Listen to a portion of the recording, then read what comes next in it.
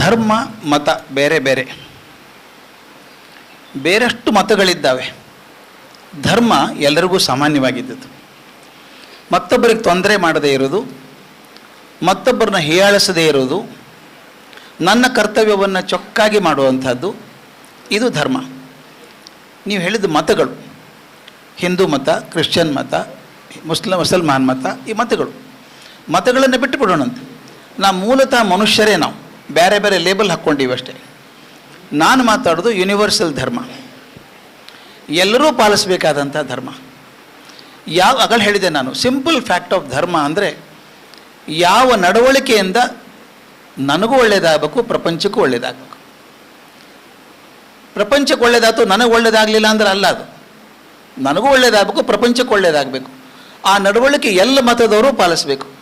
ಗುಂಡಪ್ಪ ಹೇಳ್ತಾರೆ, 106 ಮತವಿಹುದು ಲೋಕದುಗ್ರಾಣದಲ್ಲಿ, ಆರಿಸಿಕೋ ನಿನ್ನ ರುಚಿಗೊಪ್ಪುವುದನದರೋಳ್, ಸಾರದಡುಗೆಯ ಒಳ ವಿಚಾರದ ಒಲೆಯಲ್ಲಿ ಮಾಡೆ, ಬೇರೆ ಮತಿ ಬೇರೆ ಮತ ಮಂಕುತಿಮ್ಮ. ಮತಗಳು ಬೇರೆ ಆಗ್ತಾವ, ಧರ್ಮ ಬೇರೆ ಆಗೋದಿಲ್ಲ. ಯಾವುದು ನನ್ನನ್ನು ರಕ್ಷಣೆ ಮಾಡ್ತದೋ ಅದು ಧರ್ಮ. ವೇದಗಳಲ್ಲಿ ಭಾಳ ಚೆಂದ ಆಗ್ತಾ ಬಂದಿದೆ. ವೇದಗಳಂತ ಸ್ವಭಾವ ಅಂತ, ಧರ್ಮ ಅಂದರೆ ಮೂಲ ಸ್ವಭಾವ. ಬೆಂಕಿ ಎಂದೂ ಆರಿಸೋದಿಲ್ಲ, ಸುಡುತ್ತೆ. ಒಂದು ಕಾಗದ ಹಾಕಿ ಸುಟ್ಟಾಗ್ತದೆ. ಸುಡೋದು ಬೆಂಕಿ ಧರ್ಮ, ಆರಿಸೋದು ನೀರಿನ ಧರ್ಮ, ಹಾರಿಸೋದು ಗಾಳಿ ಧರ್ಮ. ಅವೆಂದೂ ಬಿಡೋದಿಲ್ಲ. ಆನೆ ಮುಂದೆ ಎಂಥ ಒಳ್ಳೆ ನಾನ್ ವೆಜಿಟೇರಿಯನ್ ಹಾಕಿದರೂ ತಿನ್ನಲ್ಲ, ಹುಲಿ ಮುಂದೆ ಹುಲ್ಲು ಹಾಕಿದರೂ ತಿನ್ನಲ್ಲ. ಅವು ಗುಣಗಳು ಎಂದೂ ಬದಲಾಗೋದಿಲ್ಲ. ಆದರೆ ಮನುಷ್ಯ ಹೀಗೆ ಅಂತ ಹೇಳಲಿಕ್ಕೆ ಸಾಧ್ಯ ಇಲ್ಲ. ಬಹಳ ಕಷ್ಟ ಮನುಷ್ಯನ. ರಾವಣನು ದಶಶಿರವದೇಂ ನರನು ಶತಶಿರನು. ರಾವಣನಿಗೆ 10 ತಲೆ ಇತ್ತೆ ಅಂತ ಸಂತೋಷ ಆಶ್ಚರ್ಯ ಪಡಬೇಡಿ. ಮನುಷ್ಯನಿಗೆ ಶತಶಿರನು 100 ತಲೆ ಇದ್ದಾವೆ. ಹಾವಾಗಿ ಹುಲ್ಲಾಗಿ ಹಾವಾಗಿ ಹುಲಿಯಾಗಿ ಹುಲ್ಲೆಯೂ ಆಗಿ ಭೂವ್ಯೋಮ ಕತಿಶಯನು ಮಂಕುತಿಮ್ಮ. ಮನುಷ್ಯ ಎದುರಿಗೆ ಬರ್ತಾನೆ ಅಂದರೆ ಅವನು ಹೀಗೆ ಮಾಡ್ತಾನೆ ಅಂತ ಹೇಳೋಕ್ಕೆ ಸಾಧ್ಯ ಇಲ್ಲ. ಏನಾದರೂ ಮಾಡ್ಬೋದು. ಅದಕ್ಕೆ ಮನುಷ್ಯರಿಗೋಸ್ಕರ ಈ ಧರ್ಮ ಅಂತ ಮಾಡಿದ್ದು. ಪ್ರಾಣಿಗಳಿಗೆ ಧರ್ಮ ಬೇಕಾಗಿಲ್ಲ, ನಮ್ಮ ಪಂಚಭೂತಗಳಿಗೆ ಧರ್ಮ ಬೇಕಾಗಿಲ್ಲ, ಎಂದೂ ಬಿಟ್ಟು ಹೋಗಲ್ಲ. ಅವು ಬಿಟ್ಟು ಹೋಗುವಂಥ ಸ್ವಭಾವ ಇರೋದು ಮನುಷ್ಯನಿಗೆ ಮಾತ್ರ. ಆದ್ದರಿಂದ ಮನುಷ್ಯ ಧರ್ಮಗಳನ್ನು ಯಾಕೆ ಹಾಕಿದ್ರು ಅಂದರೆ, ನೋಡಪ್ಪ, ನೀ ಬದುಕಿದಿ ಜಮಾನದಲ್ಲಿ, ಒಬ್ಬನೇ ಬದುಕೋದಿಲ್ಲ ನೀನು ಯಾವತ್ತೂ. ಸಮಾಜ ಜೀವಿ ನಾನು, ಎಲ್ಲರ ಜೊತೆಗೆ ಬದುಕುವಂಥವನು. ಎಲ್ಲರ ಜೊತೆಗೆ ಬದುಕಿದಾಗ ನನ್ನಿಂದ ಮತ್ತೊಬ್ಬರಿಗೆ ತೊಂದರೆ ಆಗದ ಹಾಗೆ, ಅವರಿಂದ ನಾನು ತೊಂದರೆ ಪಟ್ಟುಕೊಳ್ಳದ ಹಾಗೆ ಬದುಕೋದಿದೆಯಲ್ಲ, ಅದು ಧರ್ಮ. ಅದು ಮನುಷ್ಯರಿಗೆ ಸೇರಿದ್ದು, ಜಾತಿಗೆ ಮತಕ್ಕೆ ಸೇರಿದ್ದಲ್ಲ. ಅದನ್ನು ಶಿಕ್ಷಣದಲ್ಲಿ ಬರಲೇಬೇಕದು. ಬರಲಿಲ್ಲ ಅಂದರೆ ಶಿಕ್ಷಣ ಅಲ್ಲ. SEP ಆಗ್ಬೋದು, NEP ಆಗ್ಬೋದು, WEP ಆಗ್ಬೋದು, ಯಾವ್ಯಾವ್ದು ಅವು ಸರ್ಕಾರಗಳ ಬದಲಿ ಆದಂಗೆ ಆಗ್ತಿರ್ತಾವೆ. ಅವೆಲ್ಲ ಸರ್ಕ್ಯುಲರ್ ಆರ್ಡರ್ಸ್ ಇದ್ದಂಗೆ ಅವು. ಅದಕ್ಕೆ ಅರ್ಥನೇ ಇಲ್ಲ. ನಾನು ಹೇಳೋದು ಒಂದು ಮಾತು ಹೇಳಿಬಿಡ್ತೀನಿ ಕ್ವಿಕ್ಕಾಗಿ. ನೀವು ಪ್ರವಾಸಕ್ಕೆ ಹೋದರೆ 15 ದಿವಸ ಊರಿಗೆ ಹೋಗಬೇಕು ಅಂತ ಇಟ್ಕೊಳ್ಳಿ. ಸೂಟ್ಕೇಸ್ ಪ್ಯಾಕ್ ಮಾಡ್ತೀರಿ. ಸೂಟ್ಕೇಸ್ದಾಗ ಯಾವ ಥರದ ಬಟ್ಟೆ ಹಾಕ್ಕೋತೀರಿ ಅನ್ನೋದು ನೀವು ಎಲ್ಲಿ ಹೋಗ್ತೀರಿ ಅನ್ನೋದ್ರ ಮೇಲೆ. ಥಂಡಿ ಪ್ರದೇಶಕ್ಕೆ ಹೋಗ್ತಿದ್ರೆ ಸ್ವೆಟ್ರ್ ಹಾಕೋಪ್ಪ, ಕ್ಯಾಪ್ ಹಾಕೋ, ನೋಡು ಥರ್ಮಲ್ ಹಾಕೋ, ಥರ್ಮಲ್ಲು, ಶೂಸು, ಸಾಕ್ಸು. ಥಂಡಿ ಪ್ರದೇಶಕ್ಕೆ ಹೋಗ್ತಿದ್ರೆ. ಜೈಪುರಕ್ಕೆ ಜುಲೈದಾಗ ಹೋಗ್ತಿದ್ರೆ 49 ಡಿಗ್ರಿ ಅದ, ಯಾವ ಸ್ವೆಟ್ರ್ ಯಾರು ಹೋಯ್ತವ್ರು ಮರೆ, ಲೈಟ್ ಟೀ ಶರ್ಟ್ ಸಾಕು, ಚಪ್ಪಲಿ ಸಾಕು, ಲೈಟ್ ಡ್ರೆಸ್. ಅಂದರೆ ನೀವು ಎಲ್ಲಿ ಹೋಗ್ತೀರಿ ಅನ್ನೋದ್ರ ಮೇಲೆ ನಿಮ್ಮ ಸೂಟ್ ಕೇಸ್ ಪ್ಯಾಕಿಂಗ್ ಆಗ್ತದೆ. ನನ್ನ ಪ್ರಶ್ನೆ ನಿಮಗೆಲ್ಲ ಇರೋದು, ಈ ಮಕ್ಕಳು ಎಲ್ಲಿ ಹೋಗ್ತಾರೆ ನಮಗೇನು ಗೊತ್ತು? ಶಾಲ್ಯಾಗ ಕೂತ ಹುಡುಗರಿಂಗೆ ಮುಂದೆ ಏನಾಗ್ತಾನೆ ಗೊತ್ತಿಲ್ಲ ನನಗೆ. ಇಂಜಿನಿಯರ್ ಆಗ್ತಾನೋ, ಡಾಕ್ಟರ್ ಆಗ್ತಾನೋ, ಚಾರ್ಟರ್ಡ್ ಅಕೌಂಟೆಂಟ್ ಆಗ್ತಾನೋ, ಬಿಸ್ನೆಸ್ ಮನ್ ಆಗ್ತಾನೋ, ಚೀಫ್ ಮಿನಿಸ್ಟರ್ ಆಗ್ತಾನೋ ಗೊತ್ತಿಲ್ಲ. ಅದನ್ನು ಪಾಠ ಎಲ್ಲರಿಗೂ ಒಂದೇ ರೀತಿ ಮಾಡ್ತೀನಿ. ದುರ್ದೈವ ಅಲ್ಲ ಇದು, ಮಜಾ ಅಲ್ಲ ಇದು.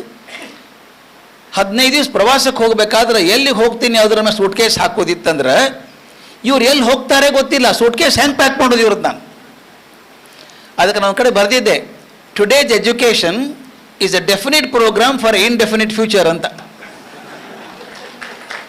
Definite programme for indefinite future. ಅವ್ರ ಸೂಟ್ ನನ್ನ ಭಾಳ ಕಾಡ್ತಿತ್ತು ತಲೆಯೊಳಗೆ. ಈ ಹುಡುಗರ ಸೂಟ್ ಕೇಸ್ ಹೆಂಗೆ ಪ್ಯಾಕ್ ಮಾಡೋದು ಅಂದರೆ, ಮುಂದೆ ಅವ್ರು ಎಲ್ಲೇ ಹೋದರೂ ಅವ್ರನ್ನ ಕಾಪಾಡುವಂಥ ಶಿಕ್ಷಣ ಕೊಟ್ಟಿದ್ದೇವೆ ನಾವು ಅಂತ ವಿಚಾರ ಮಾಡ್ತಿದ್ದೆ. ನನ್ನ ಸೊಲ್ಯೂಷನ್ ಸಿಕ್ತು ಒಂದು 2-3 ವರ್ಷದ ಹಿಂದೆ. ನಾನು ಇಂಗ್ಲೆಂಡಿಗೆ ಹೋದಾಗ ನಾನು ನನ್ನ ಹೆಂಡತಿ ಇಬ್ಬರು ಹೋಗಿದ್ವಿ. ಪ್ಯಾರಿಸ್ಸಿಗೆ ಹೋಗಬೇಕಾಗಿತ್ತು. ಅಲ್ಲಿ ಸಮುದ್ರ ತೆಳಗೆ ಹೋಗುವಂಥ ಒಂದು ಟ್ರೈನ್ ಅದು, ಡೈರೆಕ್ಟ್ ಲಂಡನ್ ಟು ಪ್ಯಾರಿಸ್ ಹೋಗ್ತದೆ.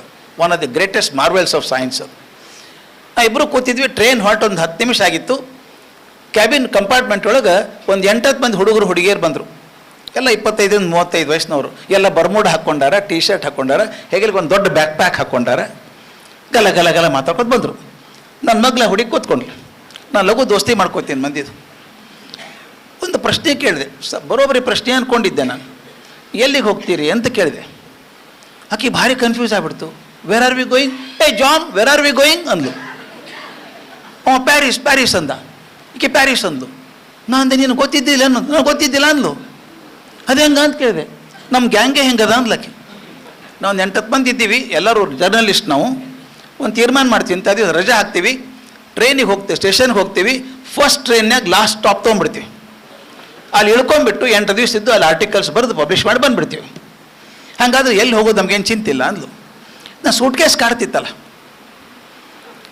ಎಲ್ಲಿ ಹೋಗ್ತೀರಿ ಅಂತ ಗೊತ್ತಿಲ್ಲ, ಸೂಟ್ ಕೇಸ್ ಹೆಂಗೆ ಪ್ಯಾಕ್ ಮಾಡಿದ್ರಿ ನೀವು ಅಂದೆ. ನಾನು ನೋಡಿಲ್ಲ, ಅದ್ರಾಗ ಏನದ್ರಿ ಅನ್ಲಕ್ಕಿ. ಒಂದೆರಡು ಥರ್ಮಲ್ ಹಾಕ್ಕೊಂಡೀನಿ, ಒಂದೆರಡು ಟೀ ಶರ್ಟು ಹಾಕ್ಕೊಂಡೀನಿ, ಚಪ್ಲಿನೂ ಅದ, ಶೂಸು ಅದ. ಥಂಡಿ ಆದ್ರೆ ಅದನ್ನು ಹಾಕ್ಕೋತೀನಿ, ಬಿಸಿಲಾದ್ರೆ ಇದನ್ನು ಹಾಕ್ಕೋತೀನಿ ಅಂದು.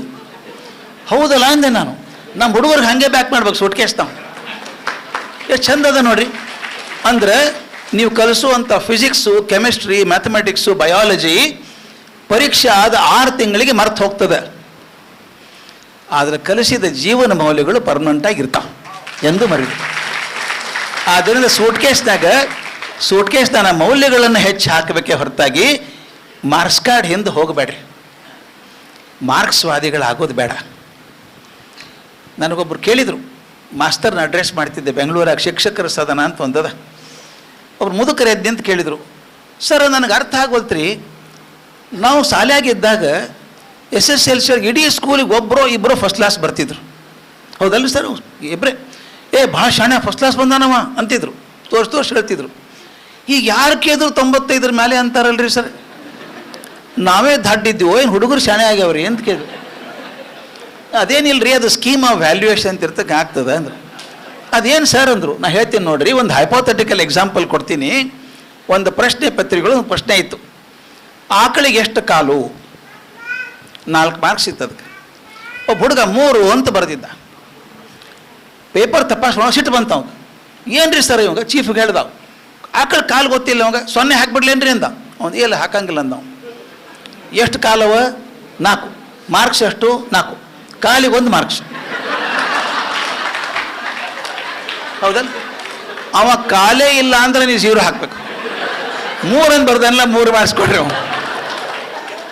For a stupid answer you get 75% marks.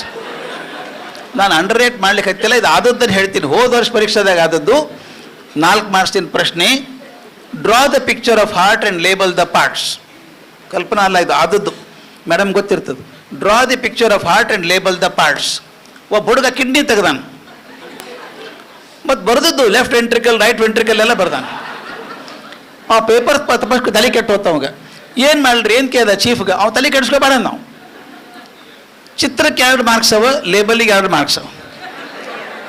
ಅವ್ನು ಚಿತ್ರ ಏನಾಗಿ ತಗೊಂಡು ಹೋಗಲ್ಲಕ್ಕ, ವೆಂಟ್ರಿಕಲ್ ಬರ್ದಾನಿಲ್ಲೋ 2 ಮಾರ್ಕ್ಸ್ ಕೊಡೋ. ಹೀಗಾಗಿ ಆ 95% ನಾನು ಭಾಳ ಕನ್ಸೆಷನ್ ಕೊಡ್ತೀನಿ. ಅಂದ್ರೆ ಬರೆದು ತಪ್ಪಂತಲ್ಲ, I congratulate those children also. ಆದ್ರೆ ಒಂದು ಅದರ ಹಿಂದೆ ಹೋಗಬೇಡ್ರಿ. ಆ ಮಾರ್ಕ್ಸ್ ಜೋಡಿ ಯಾವ ನಡವಳಿಕೆ ಕಲ್ತದ ಮಗು, ಮನ್ಯಾಗ ಬಂದವ್ರ ಜೋಡಿ 4 ಮಾತಾಡ್ತದ ಇಲ್ಲೋ, ಒಂದು ಗೌರವದಿಂದ ಮತ್ತೊಬ್ಬರಿಗೆ ನಮಸ್ಕಾರ ಮಾಡ್ತದ ಇಲ್ಲೋ, ವಿನಯ ಅದನ ಇಲ್ಲೋ, ಮಾರ್ಕ್ಸ್ ಬಂದದಕ್ಕೆ ಸೊಕ್ಕ ಬಂತೋ ಹೇಗೆ, ಅದನ್ನು ದಯವಿಟ್ಟು ಗಮನಿಸ್ರಿ. ಅದು ಸೂಟ್ ಕೇಸ್ನಾಗ ಹಾಕಬೇಕಾದಂಥ ವಸ್ತು, ಅದು ಧರ್ಮ.